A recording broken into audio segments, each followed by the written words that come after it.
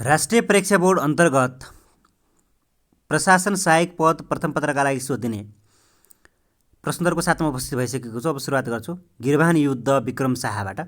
गिरबान युद्धको जन्म विक्रम सम्वत 1854 आश्विन 11 गते भएको हो। गिरबान युद्धलाई 1.5 वर्षको उमेरमै राजा बनाइएको थियो। गिरबान युद्धले विक्रम सम्वत 1855 देखि 1873 सम्म शासन गरेका थिए। यिनी रणबहादुर शाह र कान्तिमतीका छोरा थिए। यिनका रानीहरू चाहिँ सिद्धि लक्ष्मी र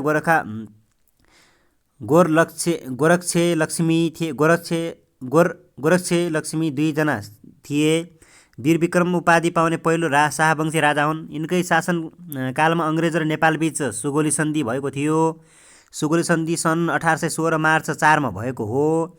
सुगोली सन्धिमा नेपालको तर्फबाट हस्ताक्षर गर्ने गजराज मिश्र थिए भने इस्ट इन्डिया वा अङ्ग्रेजका तर्फबाट हस्ताक्षर गर्ने व्यक्ति लेफ्टिनेन्ट जनरल ब्राड शाह थिए। गिरबान युद्धको निधन विक्रम सम्वत 1873 मङ्सिर 8 शीतला रोगका कारणले भएको थियो। राजेन्द्र विक्रम शाहको जन्म विक्रम सम्वत 1870 माघ 24 मा भएको हो। यिनले विक्रम सम्वत 1873 देखि 1904 सम्म शासन सञ्चालन गरेका थिए। यिनका पिता गिरबान युद्ध विक्रम शाह र माता गोरक्षे लक्ष्मी शाह हुन्। यिनको पालादेखि नै राणा शासनको नेपालमा सुरु भएको थियो। आफ्नो पनाती राजा हुन्जेलसम्म पनि जीवित रहने राजा राजेन्द्र विक्रम शाह हुन्। कोत पर्व भण्डारखाल पर्व यिनैकै पालामा भएको थियो। अलौ पर्व भने यिनले आफै रचेको पर्वको रूपमा लिइन्छ।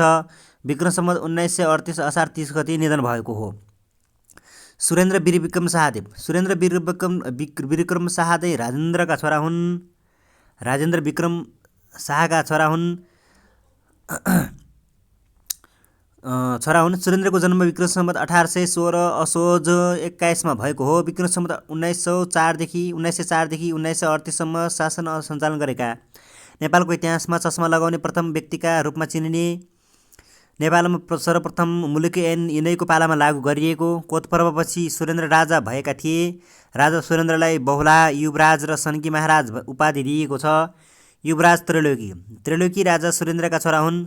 बुलेट महाराजाका नामले चिनिने युवराज हुन्।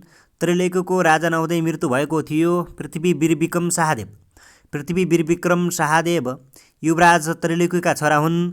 पृथ्वी वीर विक्रम शाहको जन्म 1932 मा भएको हो। सानै उमेर 6 वर्षमै राजा भएका थिए। विक्रम सम्वत 1938 देखि 1968 सम्म नेपालका राजा भएका थिए। त्रिभुवन वीर विक्रम शाहदेव राजा त्रिभुवनको जन्म विक्रम सम्वत 1963 असार 17 मा भएको हो। त्रिभुवनका पिता पृथ्वी वीर विक्रम शाहदेव र माता लक्ष्मी देवेश्वरी हुन्। शाह वंशमै सबैभन्दा लामो समय शासन गर्ने राजा त्रिभुवन हुन्। त्रिभुवनको शासन अवधि विक्रम सम्वत 1968 देखि 2011 रहेको थियो। त्रिभुवनलाई राष्ट्रपिता जनताका राजा जस्ता नामले उपनामले चिनिन्छ। यिनैका पालामा नेपालमा प्रजातन्त्र स्थापना भएको हो। महेन्द्र वीर विक्रम शाहदेव राजा महेन्द्रको जन्म विक्रम सम्वत 1977 जेठ 30 गते भएको हो। महेन्द्रका पिता त्रिभुवन हुन्। यिनको विवाह इन्द्र राज्यलक्ष्मी र रत्न राज्यलक्ष्मीसँग भएको थियो। ऊ बाँच्न लायक छ जो मर्नदेखि डराउँदैन भन्ने भनाइ राजा महेन्द्रको हो। ऊ बाँच्न लायक छ जो मर्नदेखि डराउँदैन भन्ने भनाइ राजा महेन्द्रको हो। राजा महेन्द्रको राज्यारोहण विक्रम सम्वत 2011 चैत्र 1 मा भएको हो। उसैका लागि र फेरि उसैका लागि कृतिका लेखक राजा महेन्द्र हुन्। साम्यवाद मोटर चढेर आउँदैन भन्ने राजा महेन्द्र हुन्। महेन्द्रको मृत्यु विक्रम सम्वत 2028 माघ 17 गते भएको हो। महेन्द्रको मृत्यु चितवनको दियालो बङ्गालामा भएको थियो। राजा महेन्द्रको पालामा नेपालमा सर्वप्रथम आम निर्वाचन भएको थियो। यिनकै पालामा नेपालमा निरङ्कुश पञ्चायती शासन व्यवस्था लागू भएको थियो। वीरेन्द्र वीर विक्रम शाहदेव राजा वीरेन्द्र वीर विक्रम शाहदेव वीरेन्द्रको जन्म विक्रम सम्वत 2002 पौष 14 गते भएको हो। महेन्द्रको मृत्यु भए पश्चात विक्रम सम्वत 2028 देखि वीरेन्द्र राजा भएका थिए।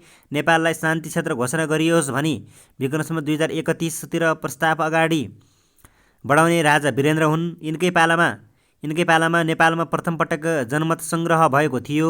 यिनकै पालामा प्रजातन्त्रको पूर्वाहाली भएको थियो। विभत्स नरसंहारकारी राजदरबार हत्याकाण्डमा परि सबै परिवारका सदस्य सहित विक्रम सम्वत 2058 जेठ 19मा वीरेन्द्रको मृत्यु भएको थियो। दिपेन्द्र वीरविक्रम शाहदेव। दिपेन्द्रको जन्म विक्रम सम्वत 2028 असार 13 गते भएको हो। दिपेन्द्र वीरेन्द्र विक्रम शाहका जेठा छोरा हुन्। यिनलाई विक्रम सम्वत 2058 जेठ 20 गते 2 दिनसम्मका लागि महाराज धिराज घोषणा गरिएको थियो। यिनको मृत्यु विक्रम सम्वत 2058 जेठ 22मा भएको थियो। ज्ञानेन्द्र वीरविक्रम शाहदेव। ज्ञानेन्द्र राजा महेन्द्रका माइला छोरा हुन्। ज्ञानेन्द्रको जन्म 2004 असार 23 गते भएको हो। दाजु वीरेन्द्रको वंशको हत्या भएपश्चात यिनी विक्रम सम्वत 2058 जेठ 22मा नेपालका राजा घोषित भएका थिए। सबैभन्दा बढी उमेरमा राजा हुने व्यक्ति ज्ञानेन्द्र हुन्। दोस्रो जनआन्दोलन भएपश्चात विक्रम सम्वत 2065 जेठ 29 रानी कोमल राज्यलक्ष्मी सहित नारायण हिटी राजदरबारबाट बहिर्गमन भएका थिए। नेपालमा गणतन्त्रको घोषणा विक्रम सम्वत 2065 जेठ 15 गते भएको हो। ज्ञानेन्द्रले विक्रम सम्वत 2065 जेठ 29 गते राजदरबार छाडेका थिए। नेपालका पर्वहरू। कोत पर्व। संक्षिप्तमा कोत पर्व। 1903 असोज 2 गते कोत पर्वकी आमा राज्यलक्ष्मी गगनसिंहको हत्याका कारण अभिमान सिंह सुरुमा मारिए। 40 बढीको हत्या। 104 वर्ष राणाकालको सुरुवात। कोत पर्व विक्रम सम्वत 1903 असोज 2 गते शनिबार घटेको घटना हो। राजा राजेन्द्रकी कान्छी राज्यलक्ष्मीको सबैभन्दा नजिकको प्रिय पात्र गगनसिंहको हत्याका कारण यो घटना घटेको थियो।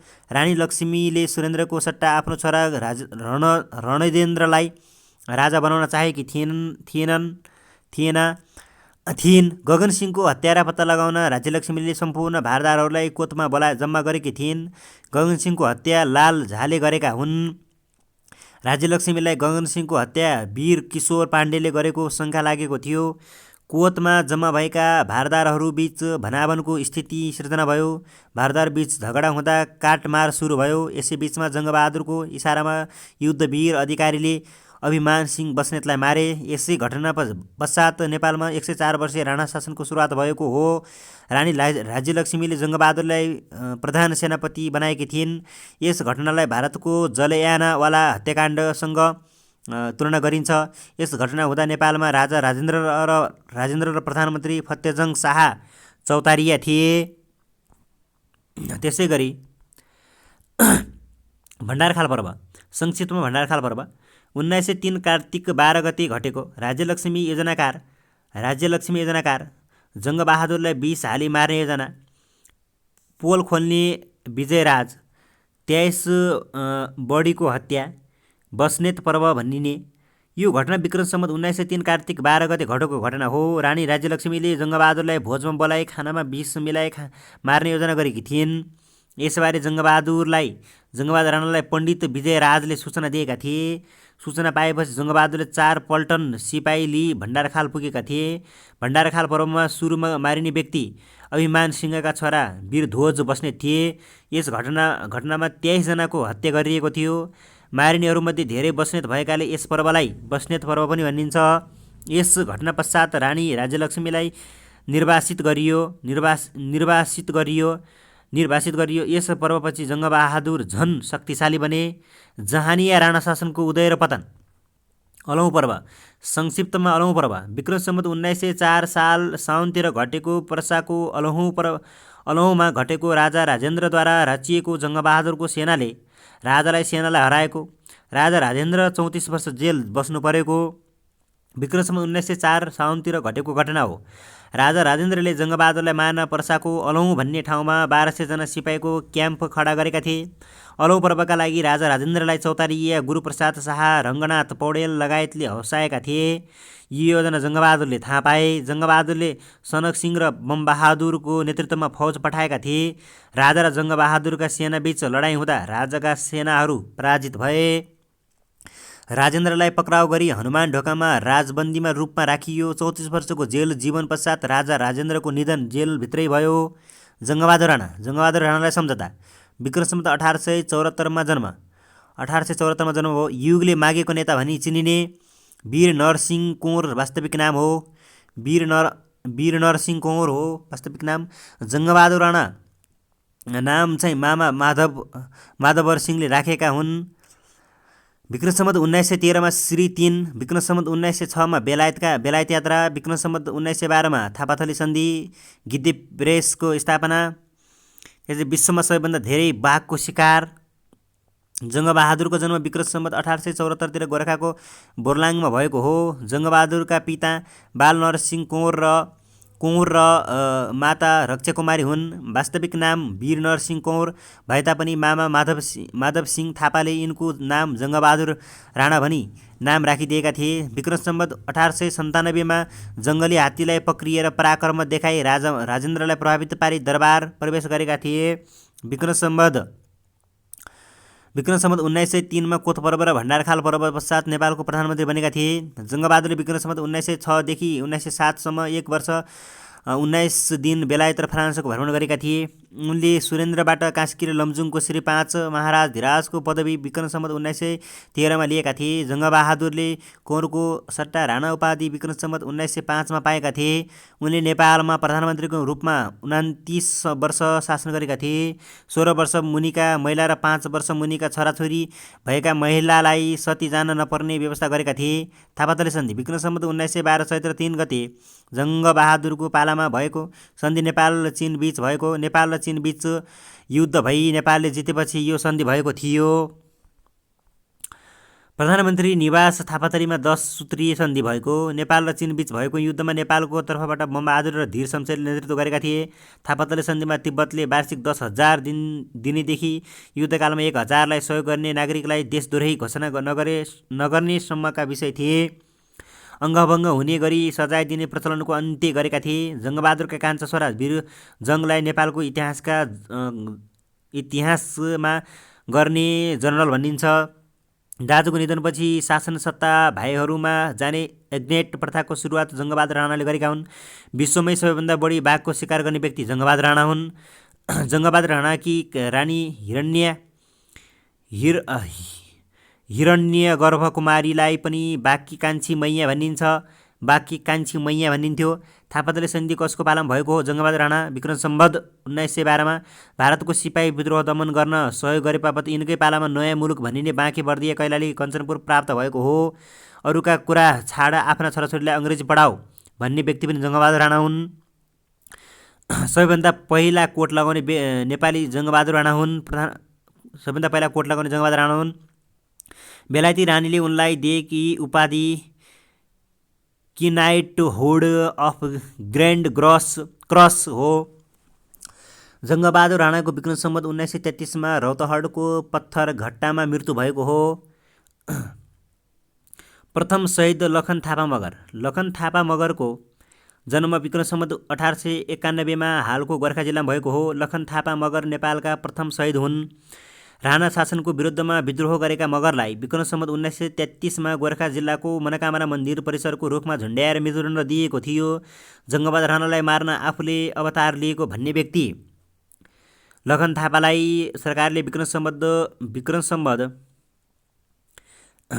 2056 साल फागुन 11 गते शहीद घोषणा गरेका लखन थापा मगरलाई नेपाल सरकारले विक्रम सम्वत 2072 साल असोज 3 गते नेपालको पहिलो शहीद घोषणा गरेको थियो।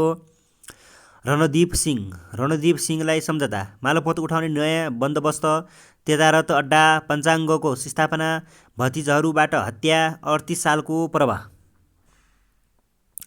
रणदीप सिंह विक्रम सम्वत 1933 मा नेपालका प्रधानमन्त्री बनेका थिए। तेजारत अड्डाको स्थापना गर्ने काम कसले गरेका हुन्? रणदीप सिंहले। 38 सालको उमेर हुँदा नेपालको प्रधानमन्त्री को थिए? रणदीप सिंह। पञ्चाङ्गको प्रकाशन कसको पालामा भएको हो? रणदीप सिंहको विक्रम सम्वत 1942 मा आफ्नै भतिजाहरूबाट हत्या भएको थियो। धन्यवाद।